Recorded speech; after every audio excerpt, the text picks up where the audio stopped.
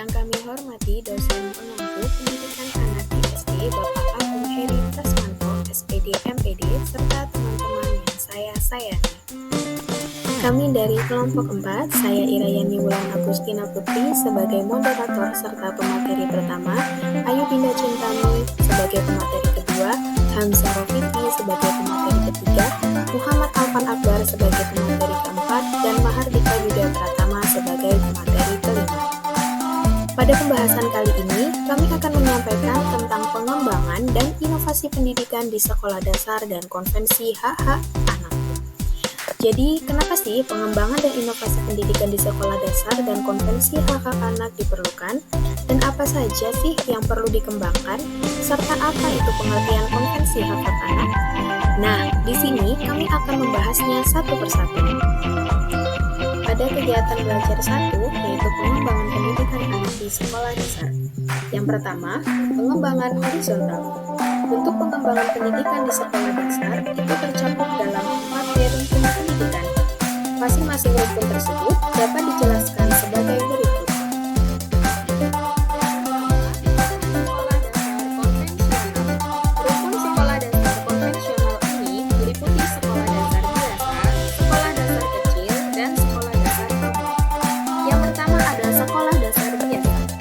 Sekolah dasar biasa adalah sekolah yang memiliki ciri-ciri. Yang pertama, memiliki gedung atau tempat belajar rata-rata sebanyak 6 ruangan, 1 ruangan guru, 1 ruangan perpustakaan, kamar mandi, atau WC, serta fasilitas pendidikan lainnya. Sekolah dasar tersebut umumnya dibangun dengan program Inves atau Instruksi Presiden yang terdiri atas unit 1 dan unit 2 lengkap dengan perabotnya. Yang kedua, kurikulum yang digunakan adalah kurikulum nasional yang ditetapkan oleh Departemen Pendidikan. Serta yang ketiga, proses belajar mengajar berlangsung setiap hari kerja, pagi atau siang. Dalam 1 minggu terdapat 33 jam pelajaran bagi setiap tingkat kelas dan hari efektif sekolah berjumlah 240 sampai 245 hari dalam 1 tahun.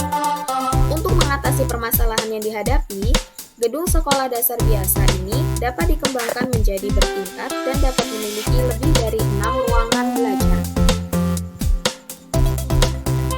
Ruangan dibuat lebih dari 6 ruangan itu, maksudnya jika siswa dalam satu kelas lebih dari 20 siswa, maka rombel atau rombongan belajar dibuat menjadi 2. Ada kelas A dan kelas B. Yang kedua ada sekolah dasar kecil. Sekolah dasar kecil merupakan sekolah dasar yang pada awalnya dikembangkan di daerah terpencil. Sekolah dasar ini dikembangkan dengan ciri memiliki bangunan yang terdiri atas 2 atau 3 ruangan dengan 2 atau 3 guru yang melayani 6 tingkat kelas, yaitu kelas 1 sampai kelas 6. Sekolah dasar ini melayani penduduk yang berpindah-pindah. Sekolah dasar kecil yang melayani penduduk secara berpindah-pindah mengacu pada institusi pendidikan yang didirikan untuk memberikan layanan pendidikan dasar kepada anak-anak dari keluarga yang sering berpindah tempat tinggal. Hal ini bisa mencakup keluarga yang terlibat dalam pekerjaan yang mengharuskan mereka berpindah-pindah, seperti pekerja musiman, buruh migran, atau komunitas nomaden. Dalam proses belajar mengajarnya menggunakan modul atau petunjuk penggunaan buku paket. Yang ketiga ada sekolah dasar PAMONG. PAMONG merupakan singkatan dari pendidikan anak oleh masyarakat, orang tua, dan guru. Sistem PAMONG ini berusaha untuk menempatkan anak didik sebagai subjek pendidikan, melibatkan anggota masyarakat dan orang tua untuk berperan secara lebih aktif dalam pendidikan dan mengubah peran guru agar dapat bekerja lebih efisien dan efektif. Peran masyarakat adalah membantu menyediakan tempat belajar, peran orang tua adalah mendorong anak untuk belajar, peran guru atau tutor adalah melaksanakan proses belajar mengajar, dan peran anak adalah belajar dengan aktif. Dalam sistem SD PAMONG, anak-anak belajar menggunakan modul. Modul ini berisi materi pelajaran, proses belajar dan evaluasi belajar, serta isi dan komponennya disusun secara bagian demi bagian, sehingga dimungkinkan anak mempelajari modul sendiri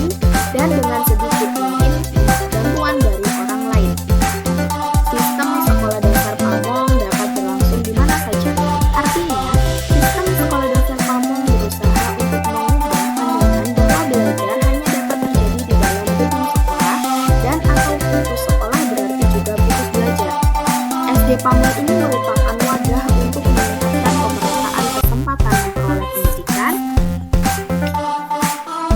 bagi anak didik untuk belajar. Yang kedua, rumpun sekolah dasar luar biasa. Beragam anak dengan kondisi khusus ini dapat ditampung dalam rumpun sekolah dasar luar biasa, meliputi sekolah dasar luar biasa, sekolah luar biasa, dan sekolah dasar terpadu. Yang pertama ada sekolah dasar luar biasa. Sekolah dasar luar biasa adalah sekolah setingkat dengan sekolah dasar yang siswanya terdiri atas anak-anak penyandang cacat atau luar biasa dengan berbagai macam ketunaan, yaitu anak tunanetra, tunarungu, tunagrahita, dan tunadaksa. Pelaksanaan sekolah dasar luar biasa yang pertama dikembangkan melalui program Impres Sekolah Dasar nomor 4 tahun 1982 dan dilanjutkan sampai sekarang. Berdasarkan Impres Sekolah Dasar tersebut, maka didirikanlah sekolah dasar luar biasa di setiap kabupaten atau kota media untuk menampung anak usia 7 sampai 12 tahun yang menyandang kecacatan atau anak luar biasa dalam rangka wajib belajar. Tenaga guru, kepala sekolah, dan pesuruh diangkat oleh pemerintah. Sedangkan rasio guru dan murid diharapkan 1:5 sampai 10. Gedung dan ruang belajar yang digunakan disesuaikan dengan kegunaannya. Guru sekolah dasar luar biasa ini adalah lulusan sekolah guru pendidikan luar biasa dan sarjana lulusan jurusan pendidikan luar biasa IKIP atau universitas. Yang kedua, sekolah luar biasa. Sekolah luar biasa merupakan lembaga pendidikan yang dipersiapkan untuk menangani dan memberikan pelayanan pendidikan kepada anak-anak penyandang kelainan, meliputi kelainan fisik, kelainan mental, dan emosi sosial. Dalam pelaksanaannya, SLB dapat dibedakan menjadi dua macam, yaitu SLB pembina dan sekolah luar biasa bukan pembina. SLB pembina terdiri dari dua macam, yaitu SLB pembina tingkat nasional dan SLB pembina tingkat provinsi. Apa sih SLB pembina tingkat nasional? SLB tingkat nasional ini adalah SLB yang melaksanakan latihan dan penyegaran bagi tenaga kependidikan sekolah luar biasa, melaksanakan pengolahan dan pemecahan masalah di bidang pembinaannya, serta melaksanakan pengembangan sekolah luar biasa meliputi tingkat persiapan dasar dan menengah atau lanjutan. Lalu, sekolah luar biasa pembina tingkat provinsi itu apa? Jadi, sekolah luar biasa pembina tingkat provinsi ini adalah sekolah yang menyelenggarakan penyegaran bagi tenaga kependidikan serta menjadi percontohan penyelenggaraan sekolah luar biasa.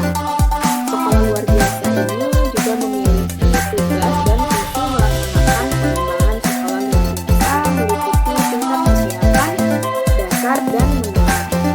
Sekolah luar biasa adalah sekolah bagi anak penyandang cacat yang jenjang pendidikannya meliputi tingkat nasional, dasar, dan lanjutan. Yang ketiga ada sekolah dasar terpadu. Pendidikan luar biasa bagi peserta didik yang mengalami kelainan fisik mental dan atau emosi harus dipandang dan diperlakukan sebagai bagian integral dari sistem pendidikan bagi peserta didik pada umumnya.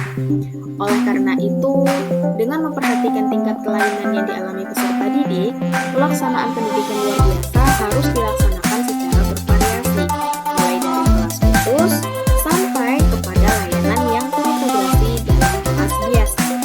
Model pendidikan bagi peserta didik ini tetap terintegrasi dalam sekolah-sekolah biasa dan tidak perlu secara eksklusif dalam sekolah khusus.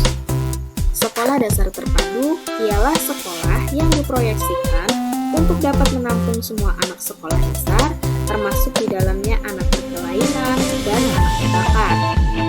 Meskipun ada kegiatan-kegiatan khusus untuk anak berkelainan atau berbakat, kegiatannya tidak mengganggu atau mengurangi pelayanan pendidikan pendidikan bagi anak biasa.